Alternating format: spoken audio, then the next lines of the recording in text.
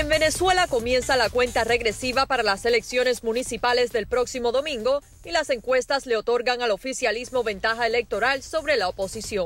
Nicolás Maduro ha logrado elevar su nivel de popularidad y las posibilidades electorales de los candidatos del oficialismo gracias a su ofensiva económica para confiscar y acabar con negocios privados, regular precios e instigar a la población a ejecutar saqueos controlados de diversos productos. El Consejo Nacional Electoral de mayoría oficialista ha hecho énfasis en la presunta transparencia de los comicios y el clima de paz que se respira, pero el ejército desplegó a 80.000 militares por los centros de votación para prevenir o actuar ante posibles disturbios y enfrentamientos políticos. Vamos a conversar de este tema con Ana Mercedes Díaz. Ella fue directora del Consejo Nacional Electoral de Venezuela. Gracias por estar en A Mano Limpia. Gracias por tu invitación. Y también con nosotros Armando Chirinos, periodista. Él es editor del diario Venezuela al Día aquí en Miami. Bienvenido. Gracias, Luisa. Las cartas están 2 días para esta elección. Y mucho ha logrado la oposición en estos últimos tiempos, en estos últimos 17 procesos electorales, para tratar de blindar el voto del venezolano. En estas elecciones, ¿está seguro y puede ir confiado el electorado venezolano a que se va a respetar su decisión a la hora de acudir a las urnas? Mira, lo primero que hay que establecer en Venezuela, no hay separación, no hay Estado de Derecho, no hay elecciones transparentes. En consecuencia, no hay democracia. Una vez que tú puntualizas eso, vamos entonces a analizar cuál es la situación. En Venezuela, en 10 años, el registro electoral creció, el censo en un 14% y en un 58%. Las condiciones de fraude que se dieron el 14 de abril siguen vigentes ahorita. Ahora, ¿qué es lo que va a pasar el 9 de diciembre? ¿Cómo amanece Venezuela? ¿Cuál es el mensaje al mundo? No importa la cantidad de alcaldías que se ganen o no, el 9 de diciembre Maduro queda más fuerte que antes, porque en ese momento ya no se podrá hablar de fraude, los alcaldes que ganaron mantendrán que ganaron bien y en definitiva entonces nos empezarán a decir que esperemos hasta el 2016 para un revocatorio. El discurso del fraude, que fue lo que hizo mención de la oposición en las pasadas elecciones de este año, podría repetirse o no en estas elecciones del 8 de diciembre, pero en un escenario de que así sea, Armando, la prensa en Venezuela podría seguir siendo independiente y denunciar esto como pretende la oposición que se haga y hacerse escuchar fuera de Venezuela también. Fíjate que yo soy más pesimista aún que la amiga, porque en este momento la prensa en Venezuela está maniatada y sufrimos de autocensura. Entonces realmente ahorita el cerco, por llamarlo de alguna manera, que tiene el gobierno, sobre todo los medios privados, es algo terrible. La oposición perdió la única ventana que tenía, que era Globovisión, y la única ventana, parece mentira, que tiene ahorita es un canal extranjero que es NTN 24, porque de resto todos los medios están autocensurando. Y tú lo sabes como periodista, es el flagelo más terrible que puede tener un periodista, que tú vayas cuando tú vayas a emitir tu opinión o vayas a dar simplemente una información, no lo vas a poder dar, porque ni siquiera los términos correctos de uso para enunciar una situación, tú lo tienes que llamar, no puedes llamar disturbio, lo tienes que llamar incidente. Sí. O sea, ¿de qué estamos hablando? ¿Qué clase de gobierno democrático es ese? El domingo país queremos tener, o el país sale del letargo de 15 años de un gobierno nefasto, o simplemente vamos a amanecer con un país mucho más gris, un país con mucho menos esperanza y con un país que no va a cambiar, o sea, va a venir en caída libre. A ver, y justamente Ana Mercedes, Armando, hablando de si es independiente o no blindado el voto del venezolano ante quien contabiliza los comicios este domingo, que es el Consejo Nacional Electoral, Maduro habló del organismo. Vamos a ver qué fue lo que dijo. Felicito a todos los candidatos y candidatas que se inscribieron, por miles. Ha sido una demostración de confianza. Es un apoyo al sistema político democrático de todas las candidatas y candidatos que están inscritos. Ahora vaya a votar y cuando usted esté votando es un voto de confianza a Tibisay Lucena, a Sandra Oblita, al CNE. Así de sencillo. Porque esa declaración no busca más bien estimular la atención, porque hay gente que dirá, yo no confío en el CNE, entonces ahora no voy a votar. Esta es una declaración con la verdad, porque tú no vas a ir a votar en un sistema que sabes que te van a robar los votos. Si hubiera un sistema así, yo no votaría, por lo menos, Vladimir. Ni aquí ni en la Conchinchina. Bueno, lo peor del caso es que para él el organismo electoral como institución no existe, sino en la persona que es Tibisay Lucena. Eso Pero deja es que mucho que decir. perdóname, el razonamiento que está haciendo Nicolás Maduro es el que hace el mundo. Si tú vas a votar es porque tienes confianza en lo que estás haciendo. Entonces, el problema no es votar o no votar, el problema es ¿qué hacemos con este tipo de elecciones en Venezuela? Disfrazamos la dictadura de democracia.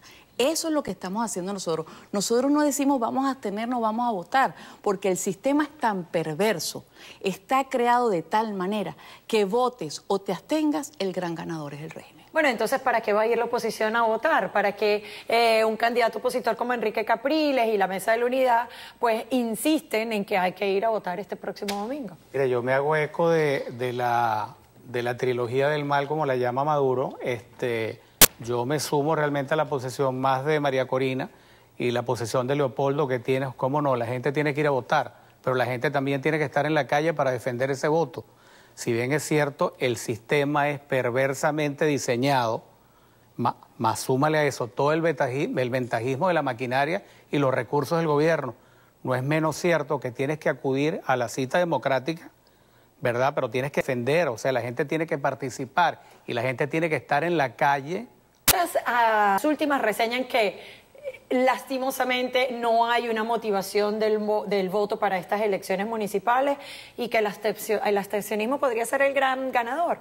Pero estos resultados podrían afianzar ese liderazgo que ha perdido Nicolás Maduro y que frente a Enrique Capriles con ese 1.2% de diferencia lo hizo no limarse como lo hacía Hugo Chávez. Amiga, lo que pasa es que el 14 de abril el discurso de Enrique Capriles fue: este presidente es mientras tanto. Y resulta que en 8 meses ese mientras tanto se ha convertido en un todavía. Y si los venezolanos no tomamos conciencia, la dura castrista que tenemos en Venezuela, nos van a dejar correr la arruga para el año 2016, un revocatorio. En estos años, en estos 3 años, ¿cuántos homicidios va a haber? ¿Cuántas empresas van a cerrar? ¿Cuánta gente va a emigrar? O sea, lo que pasa es que no acabamos de decir las cosas como son y de enfrentar el problema como es. El día que la oposición en Venezuela... ¿Pero cómo la va a enfrentar? ¿Qué más le falta hacer a la oposición en Venezuela? Si le ha faltado, han lanzado a las calles, los han matado, han protestado, fíjate una cosa. El 14 de abril... Fíjate, hubo un detalle, la gente regresó a los centros de votación y eso fue lo que entre 6 y 8 de la noche impidió el cambio de las actas, esa es la verdad, y eso es lo que de alguna manera obliga a determinar que hay un fraude. Pero esa votación fue aceptada al final por... Entonces ven acá, cuando la gente iba a salir a la calle, perdóname que te lo diga, las mandaron a bailar y las mandaron a recogerse en su casa. Yo creo que si en Ucrania le dicen a la gente vamos a bailar o vamos a ir, los hubieran quemado. O sea, el problema es la falta de seriedad, amiga. O sea, tú no puedes decir, nos están haciendo fraude, no confiamos en el ente electoral, no pudimos hacer la auditoría integral. Mira, el día que nosotros tengamos acceso a las bitácoras de las máquinas de votación, vamos a saber cómo ha sido la transmisión durante todo el día. El día que nosotros podamos ver cómo ha operado las captahuellas y si hay o no match entre el registro de las huellas, ese día vamos a hacer. Pero si no lo luchamos, si nos conformamos y nos resignamos con vamos a ir a votar, mientras mantengamos la votación como lucha, Venezuela no va a salir de lo que está en donde precisamente lo que estamos nosotros compartimos la opinión de María Corina y Leopoldo, es una resistencia activa, pero activa en la calle, participando. Porque pues si ellos van a seguir haciendo, y es como dice ella, va a seguir corriendo la arruga, pero ¿a cuál precio? ¿A cuál precio? La economía está en franca estancamiento. Entonces yo siempre, por lo menos en el editorial del periódico de esta semana, trata de eso, del Black Friday Venezuelan Way. Mientras aquí, en el imperio, como ellos lo llaman, en el Black Friday, que es de las grandes compras, se gastaron, el público gastó 541 millones de dólares para activar el comercio local. Fue extraordinario. ¿Cuál fue el Black Friday de nosotros? Un presidente completamente fuera de sí que manda a saquear una cadena y luego en una suerte de ruleta rusa empieza a señalar a que vendan su inventario un 30% por debajo del costo. ¿En qué cabeza cabe? ¿Qué empresario va a invertir en Venezuela para reponer esos inventarios. No, pero ahora hubo unos saqueos programados, como se ha denunciado, todo parte de una pantalla, como muchos han dicho. Y repitiendo hechos de los años 60 en Cuba, porque es que no acabamos de aprender que nos están haciendo el modelo cubano. Y justamente parte de todo este montaje quedó al descubierto. Tenemos el video, señor director, de lo que le decía el periodista Nicolás Maduro luego de su pregunta.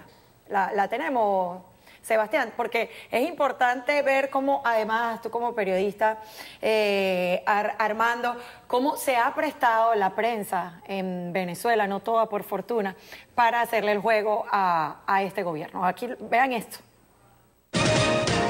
Calor aquí en la entrevista. Está buena. Se está muy complaciente usted. ¿Sí? Se está muy complaciente usted. ¿Sí? Se está muy complaciente usted. ¿Sí? Bueno, este es el periodista que se decía ser independiente, que iba a ser el presidente de la el director de la televisora Globovisión, y el mismo presidente le dice que complaciente. Pero es que ven acá, Villegas estuvo en México y fue sacado de México porque él estaba ayudando en su momento. O sea, ¿quiénes son los personajes de los que está manejando el país? Y todavía la oposición los compra como opositores. O sea, vuelvo y te repito, como lo vengo diciendo, no es que el régimen es muy bueno, es que la oposición está siendo muy mala. No somos coherentes, no somos serios, no somos firmes. Volvemos a lo de los periodistas. Hay un dicho que no recuerdo de quién es, que dice: el límite de la resistencia es el heroísmo. Y los periodistas en Venezuela ahorita son héroes. Los que no se han doblegado ante el régimen son héroes. Hoy casualmente el Sandro Blitas le abre un proceso a Miguel Salazar por las verdades de Miguel. Sandra Blitas es rectora del Colegio Nacional de Rectora de Miguel. Y Miguel Salazar es un periodista, el único periódico en el sur de la Florida que tiene las verdades de Miguel. Y le abren ahorita porque se atrevió a hacer una proyección de lo más, fría y calculadora, como cualquier periodista con 4 dedos de frente, versado en la fuente política, como lo es Miguel, que es un gallo corrido en 7 plazas, se dio realmente la tarea de hacer un pronóstico, tan simple como eso. Venezuela, entonces, para este momento. Venezuela Significa nunca que Venezuela se ha perdido. Yo pienso que lo que tenemos que hacer es tomar conciencia y actuar. En la medida que seamos capaces de reconocer lo que nos está pasando, la dictadura de corte castrista que tenemos, y seamos capaces de actuar en consecuencia, en esa medida Venezuela no se habrá perdido. Gracias, Ana Mercedes y Armando, por haber estado con